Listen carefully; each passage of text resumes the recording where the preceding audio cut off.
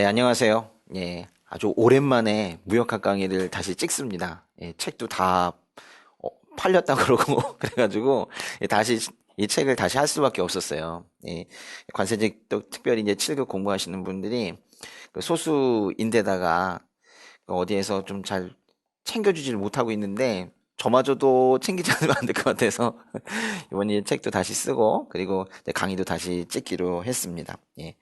네, 무역학 공부하실 텐데요. 네.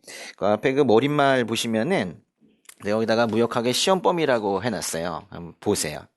네, 총 네 파트로 되어 있는데 무역 이론, 무역 실무, 또 외환, 국제 경영 어디가 제일 많이 나오느냐? 무역 실무 부분이 제일 시험에 많이 나옵니다. 네. 근데 이제 몇 퍼센트 나온다라는 것을 제가 예전에 좀 뭐 말씀드리기도 하고 그랬었는데 별 의미가 없어요. 어떤 출제자가 들어가느냐에 따라서 이게 많이 다르거든요. 사실 무역학이라는 것은 이게 학문 개념에 집어넣기는 조금 모호한 것이 무역학과가 있고 무역학이라는 책이 있음에도 불구하고 무역학 학위가 없습니다. 예. 무역학 박사 보셨어요? 없어요. 예.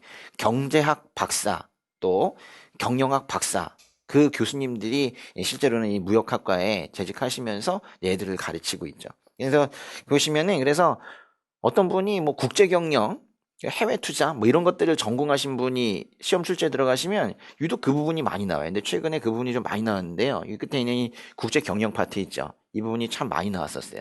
한동안은요, 외환이 한 시험 문제에 가득 찬 적이 있었습니다. 그건 또 외환 전문가가 또 들어갔다는 얘기예요. 근데 누가 들어간다 하더라도 무역 실무 이 두 번째 이 파트만큼은 줄어들지 않고 그렇게 나오고 있어서 특별히 더 신경을 쓰시는데 사실 뭐 우리가 어느 부분이 많이 나온다라는 걸 알 필요는 있지만은 다른 부분을 그렇다고 안 봐도 된다는 건 아니기 때문에 뭐 전체적으로 다 고루고루 그렇게 봐주셨으면 좋겠어요.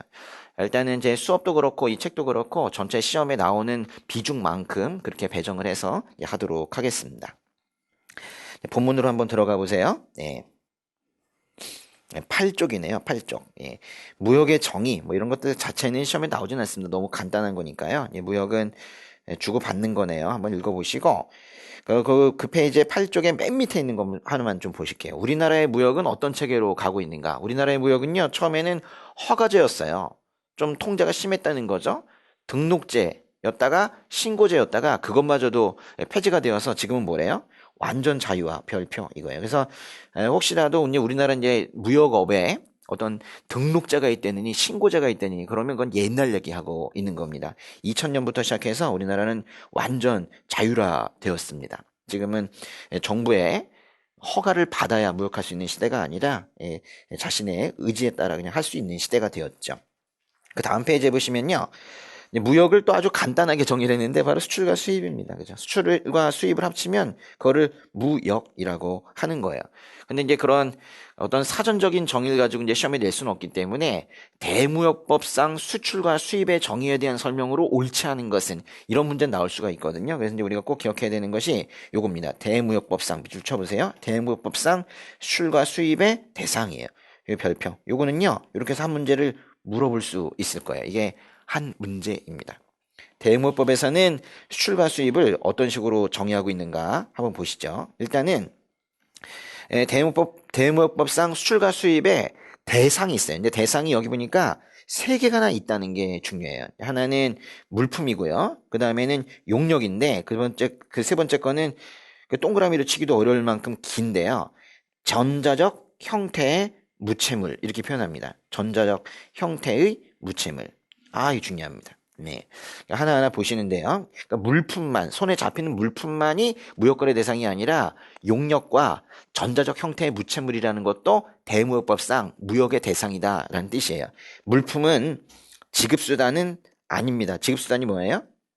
지급수단은 돈이에요, 돈. 그리고 증권, 채권을 제외한 나머지 동산을 물품이라고 합니다. 그러니까 우리가 흔히 생각하는 손에 만질 수 있는 것들 이런 것들이 물품이고 대무법상 수출과 수입의 대상인데 수표나 화폐 이런 것들 같은 지급수단이나 채권, 증권 이런 것들은 아니라는 거예요.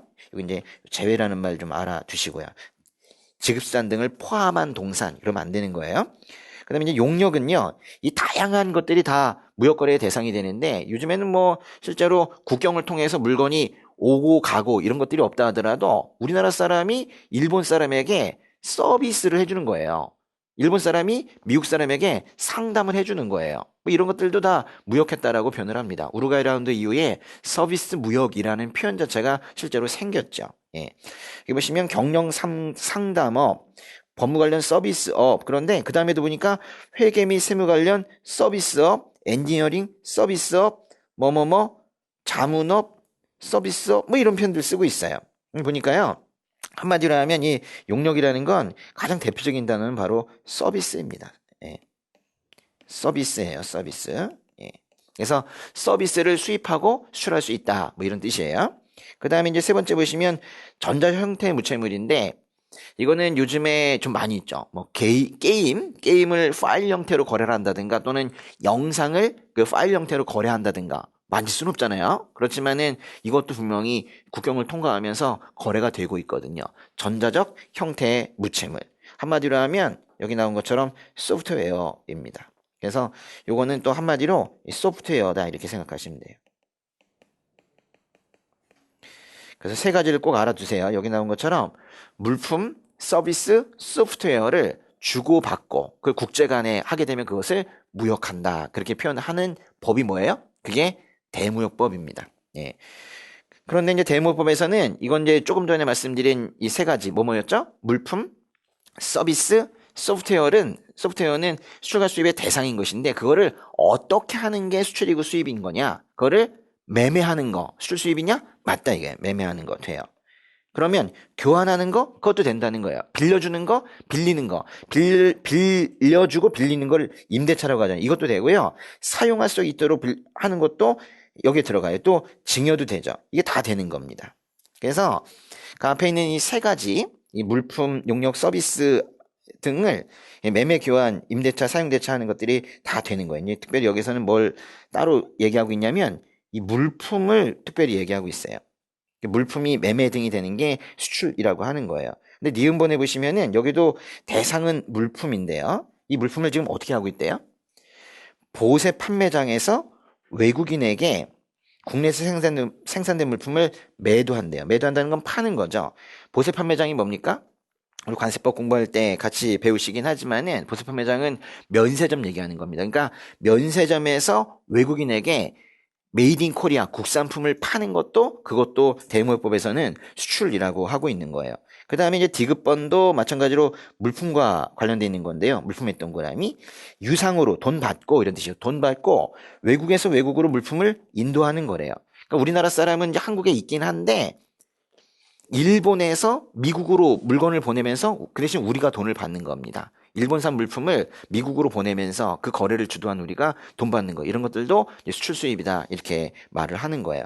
요 기억, 니은, 디귿을요 요 세 개를 한번 이렇게 묶어보세요. 기억, 니은, 디귿은 모두 묶으면 요거는 특별히 물품과 관련된 거예요. 그런데요 곧 아직 끝나지 않았습니다. 그 다음 장에 보시면 리을번에 보시면 두 번째 줄의 끝에 용 여기 있죠. 그리고 미음번에는 전자적 형태의 무채물이 있는데요. 이런 것들을 거래하는 것들도 다 수출과 수입에 해당이 된다는 거예요. 여기 보시면 거주자가 비거주자에게 용역을 제공하는 거. 거주자가 뭡니까? 꼭 우리나라 사람만을 얘기하는 건 아니라고 그랬죠. 외환거래법 제3조에 나오는 거주자 또는 비거주자 이거는 우리나라 사람이 거주자인 경우가 많이 있지만은 우리나라에서 오래 살면 또 거주자가 되는 거예요. 또 외국에 또 오래 살게 되면 한국 사람도 비거주자로 바뀌기도 합니다. 네, 근데 그런 개념인데요. 거주자가 비거주자에게 용역을 제공하는 것도 수출이고 또 거주자가 비거주자에게 파일을 인도하는 것, 전자적 형태의 무채물 소프트웨어를 넘겨주는 것도 그것도 수출이라고 하고 있습니다. 그래서 수출의 정의에 있어서 총 5개가 있는데 앞에 3개가 물품과 관련된 것이었고 끝에 2개가 각각 서비스와 소프트웨어와 관련된 거예요. 수입도 마찬가지 개념으로 하고 있는데요. 그 기억번에 보시면 물품 동그라미 니은번에 물품 동그라미 2개 묶어보시게 되면 물품을 매매, 교환, 임대차, 사용대차, 증여 등을 해서 오히려 이제 우리가 가져 들어오게 되면 그걸 우리가 수입이라 한다는 거예요. 또 유상으로 외국에서 외국으로 그걸 인수하면 우리 아까 수출의 경우에는 외국에서 외국으로 인도한다 그랬잖아요. 근데 이때는 우리가 받는 거죠. 그건 이제 또 수입이라고 하는 거예요. 지금 우리가 뭘 할 수가 있냐면 꼭 우리나라 관세선, 우리나라 국경선을 통과해야만 수출과 수입이라고 하지 않는다는 거예요. 그럼 뭐랑 다른 거예요? 관세법이랑 많이 다른 거죠. 관세법상 수출 수입의 경우에는 반드시 우리나라 관세선을 통과해서 밖으로 나가거나 통과해서 밖에서 안으로 들어오거나 해야 되는데, 대무역법상 수출 수입은 외국에서 인도하고 외국에서 인수만 하더라도, 우리나라 땅을 하나도 밟지 않았다 하더라도 돈만 우리나라 사람이 벌면 그걸 갖다가 수출이나 수입이라고 표현하고 있다는 거예요. 또 디귿번에 보시면은 거꾸로 써놨네요. 비거주자가 거주자에게 용역을 제공하는 거. 비거주자가 거주자에게 전자 형태의 무채무를 인도하는 거. 이것도 우리가 수입이라고 합니다. 그래서 뭐 수출의 정의를 알게 되면 그걸 거꾸로 하게 되면 다 수입의 정의가 되는 거예요. 우리나라 업체들의 경우에는 얼마 전에도 무역의 날이 있었는데, 무역의 날 수출 많이 한 업체들의 경우에 상 받고 뭐 그럽니다.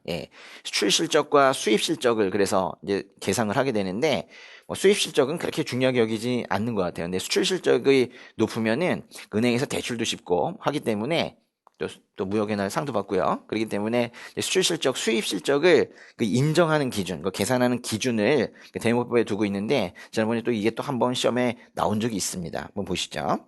그다음에 수출 실적은 우리가 얼마나 많이 수출했는가, 100만 원어치 수출했는가, 200만 원어치 수출했는가. 그래, 200만 원어치 수출했다. 그게 무슨 기준이냐는 거예요.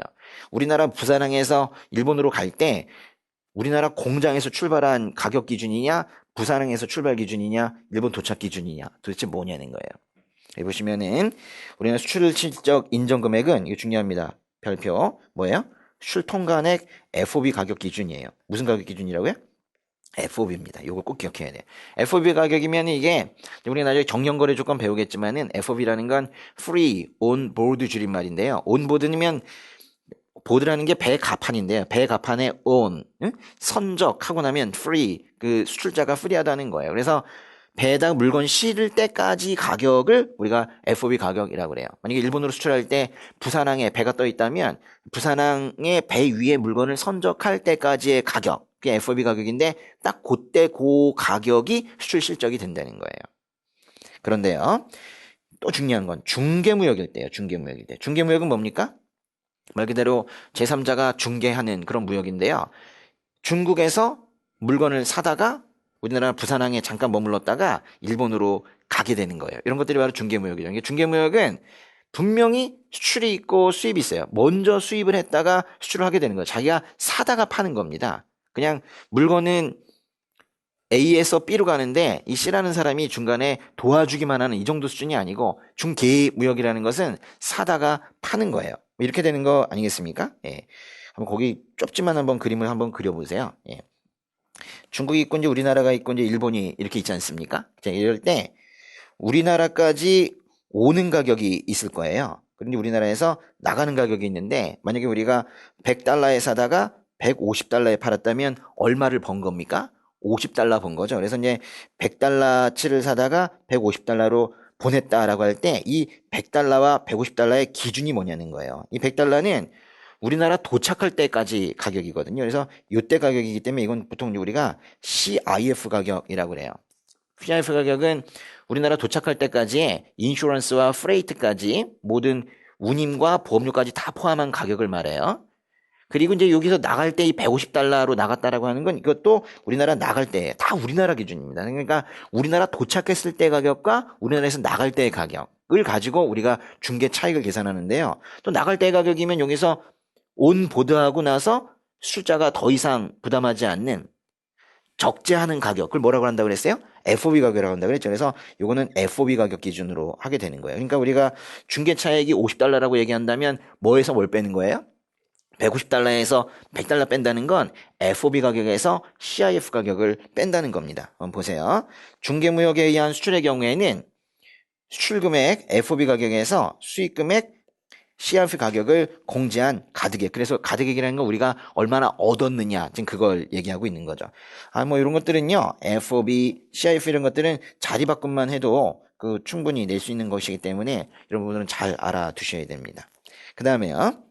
2번에 보시면은 외국 인도 수출이라고 있는데요. 외국 인도 수출이라는 건 말 그대로 우리는 여기에 있는데, 한국에 있는데 일본에서 미국으로 물건을 보낸 거예요. 그러면서 돈은 우리가 버는 거죠. 외국 인도 수출의 경우에는, 그러니까 이거는 우리나라의 통관을 거치질 않아요. 돈은 우리가 받지만은 일본에서 미국으로 물건이 가버렸기 때문에 그 거래를 우리가 주도한 겁니다. 그러니까 이거는 돈 들어온 거밖에 사건이 없어요. 그래가지고 뭐라고 한 거예요? 외국한 은행의 입금액이라고 한 거죠.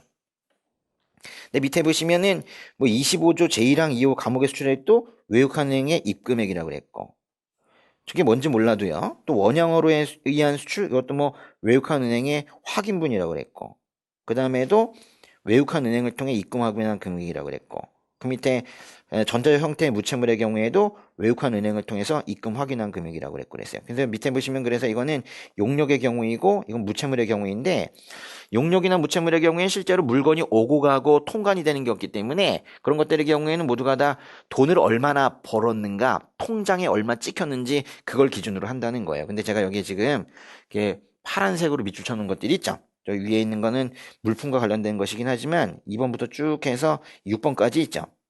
이거는 하나하나 따로따로 외우기에는 너무 번거롭고 하니까요. 이건 전체적으로 다 이렇게 외국한 은행 입금액 이렇게 외워두세요. 예, 그러니까 보시면은 결국 세 가지만 보시면 되는 거예요. 이렇게 기본적으로는 수출 통관액이다. 나가는 가격이다. 근데 중개무역의 경우에는 나가는 가격에서 들어왔던 가격을 빼는 것이다. 그리고 나머지는 다 통장에 찍힌 가격이다. 그거를 수출 실적으로 삼는다. 이렇게 생각하시면 되는 거예요. 예. 수입 실적 보죠. 수입 실적은 좀 더 간단합니다. 수입 실적은 보시면 수입 통관액 기준으로 해요.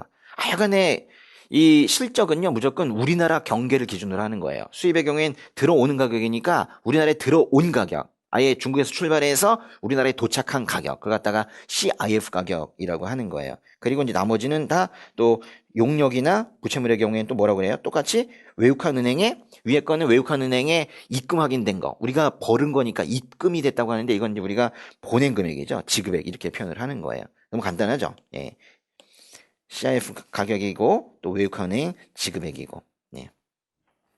다음 페이지 보시면은 우리가 이제 어차피 관세법이 또 과목이 같이 있기 때문에 이 부분은 뭐 더 자세히 설명 안 해도 될 것 같긴 하지만은 관세법상 수출 수입과 크게 다른 점은 관세법상 수출 수입의 대상은요, 이거는 통관이 가능해야 돼요. 그죠? 통관이 가능한 것들. 그게 뭐냐?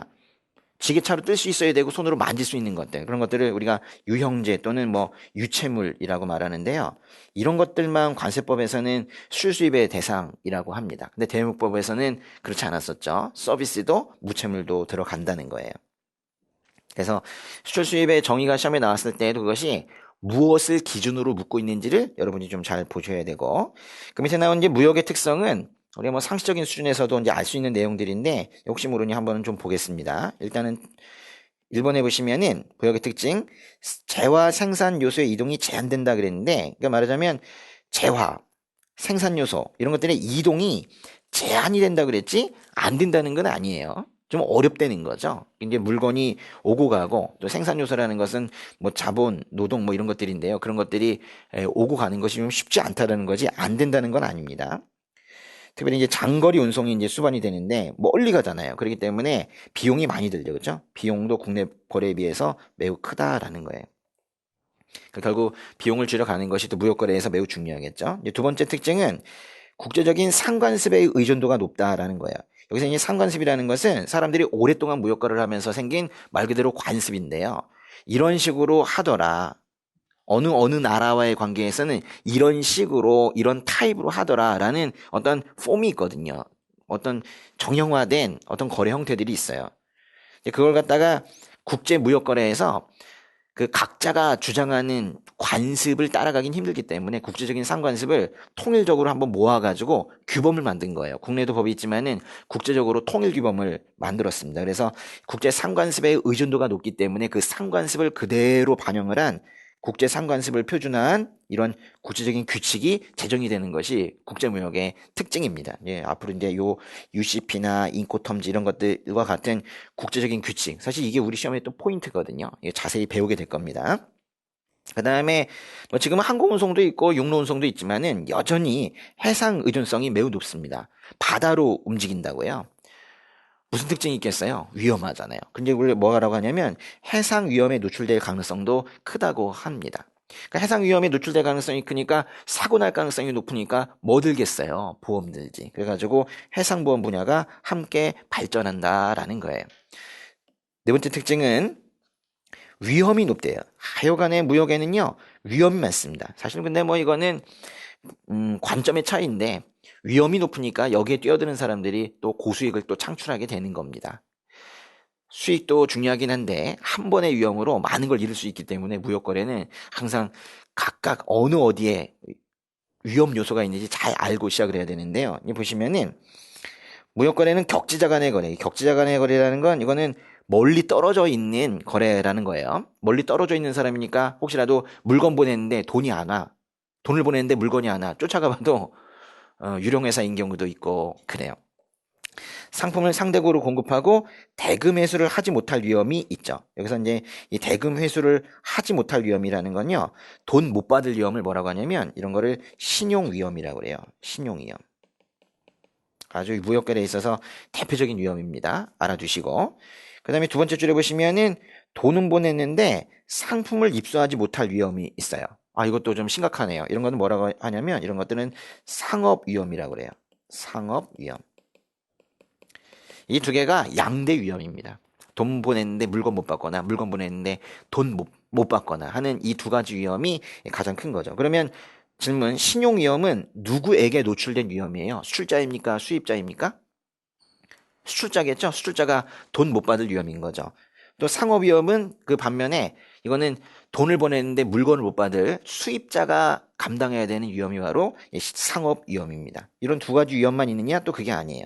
장거리 운송과 기계하역 작업으로 상품에 보시면 상품의 파손이나 분실 위험도 있죠. 그래서 이제 보험을 드는 겁니다. 그 다음에 환율 변동으로 인한 위험인 환위험이라는 것도 있고요. 아주 중요하게 다뤄질 것이 뭐냐면 바로 이 정치적 위험이라는 거거든요. political 리스크라는 것인데 이게 말은 뭐 정치라는 말을 쓰고 있지만은 말 그대로 정치, 경제, 사회문화 할 때 그 정체만 관련된 건 아니고 이건 나중에 따로 한 파트를 두어가지고 아주 자세하게 다루도록 하겠습니다. 시험에 자주 나오고 있거든요. 이렇게 다양한 위험이 있다라는 거예요. 어떻게 보면은 무역이라는 게 수익은 큰데 이 각각의 요소에 위험이 도사리고 있기 때문에 그거를 잘 관리하는 걸 그걸 이제 우리가 무역을 배운다라고도 말할 수 있을 거예요.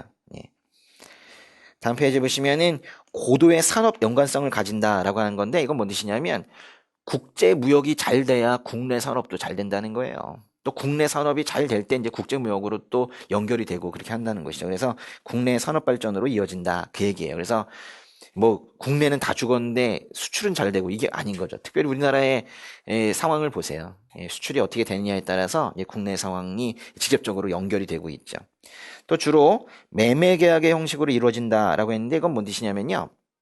물건을 주고 돈을 받고 하는 것은 뭔가 대금 지급을 하면서 물건을 받는다는 건 물건에 대한 소유권이 나에게 온다는 거예요. 그래서 이거는 소유권 이전을 목적으로 한 물품 매매 계약의 형식으로 보통 무역 거래가 이루어진다는 겁니다. 물론 아까 우리 대무역법상 수출 수입의 대상을 보니까 서비스도 있었고 소프트웨어도 있었지만은 그 비중이 지금 이제 우리가 이제 주로 다루는 것은 그런 것들보다는 거의 대부분 다 유체물을 다루고 있기 때문에요. 이런 표현을 지금 쓰고 있는 거예요.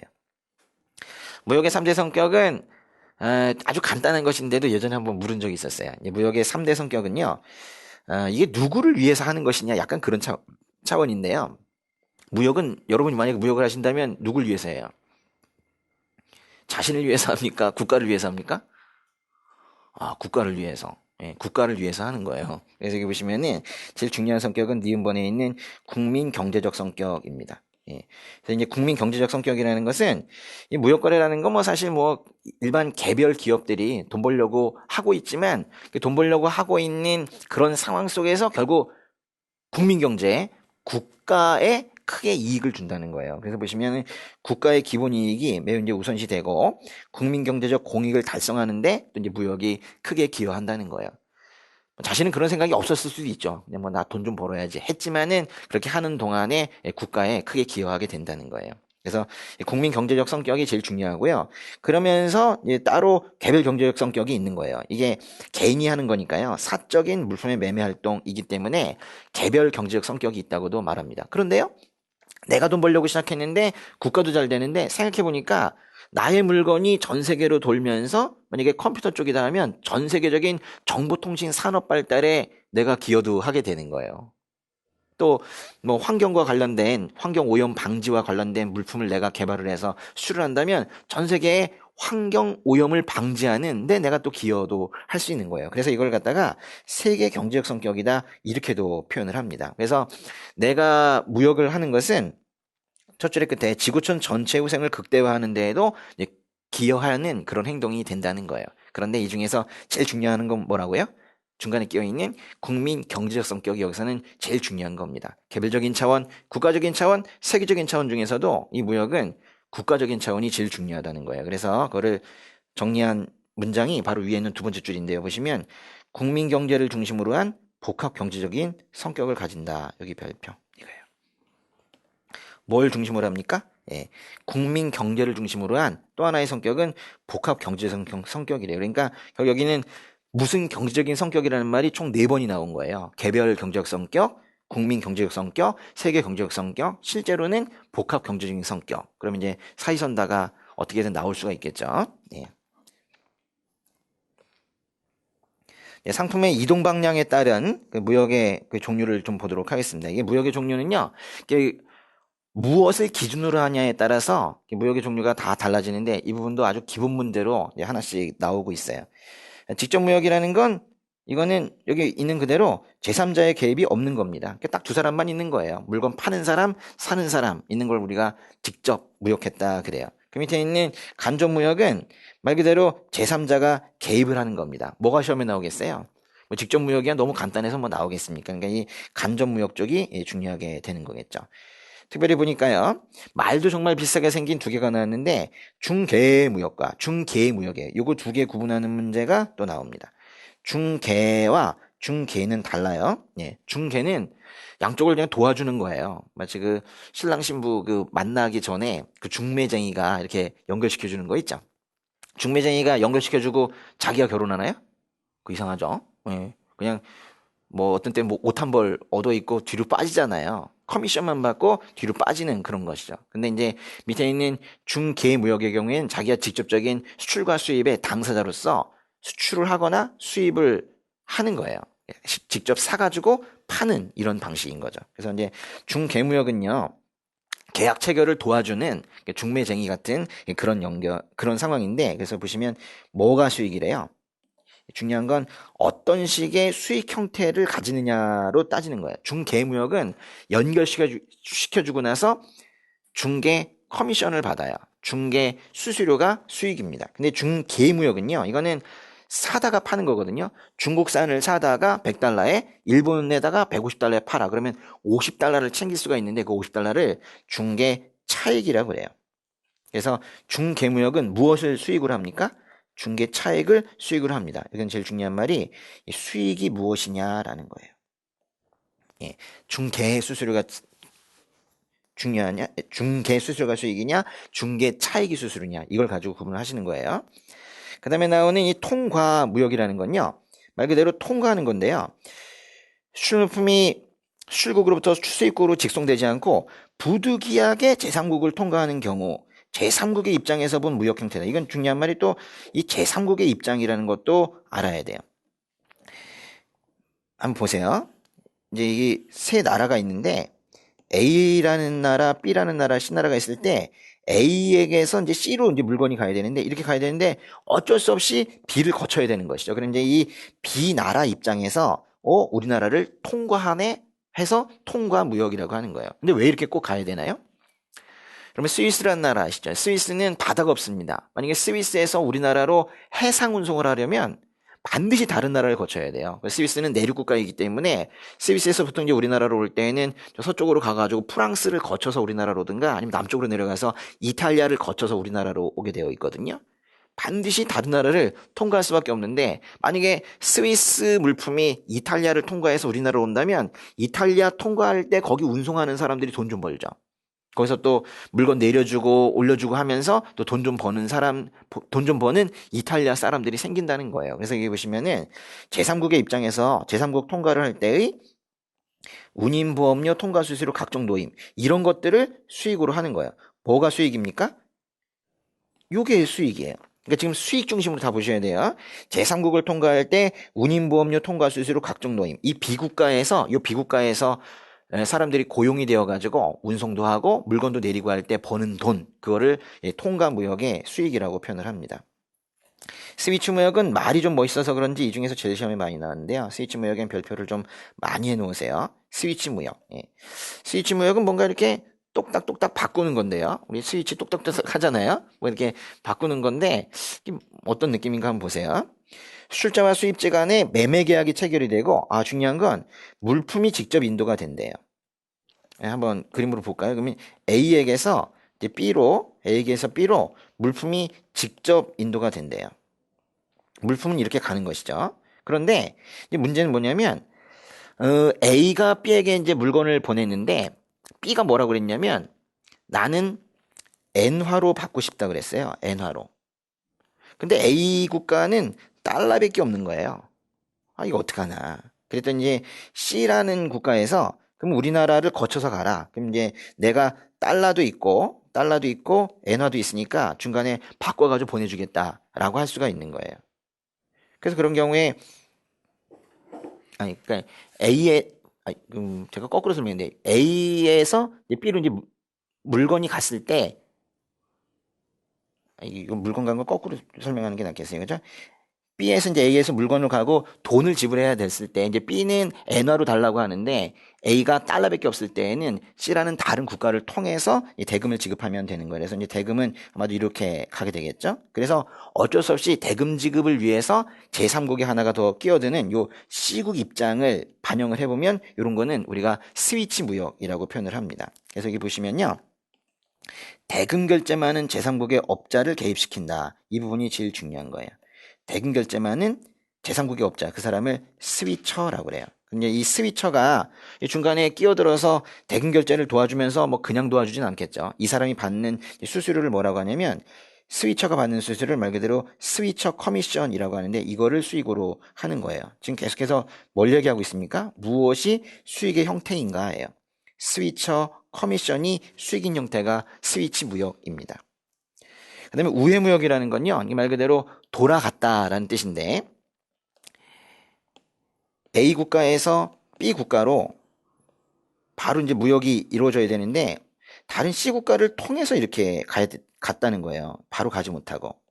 왜 그런가 했더니, B 국가에서 A 국가에서 직접 오는 건 안 받아주겠대. 무슨 무역 제한을 하겠대. 그래가지고 어쩔 수 없이 무역 허가도 나지 않고 그래가지고 다른 나라를 통해 가는 거 있죠. 그래서 여기 보시면은 수입국 내에서 술 제품에 대한 수입 규제나 외환 통제가 심한 경우 어쩔 수 없이 제3국을 통해서 말 그대로 우회해야 될 때 그걸 갖다가 우회무역이라고 하고 있습니다. 이건 어떤 뭐 수익의 형태가 아니기 때문에요. 어쩔 수 없이 다른 나라를 돌아간다. 그렇게 이해하시면 되겠어요.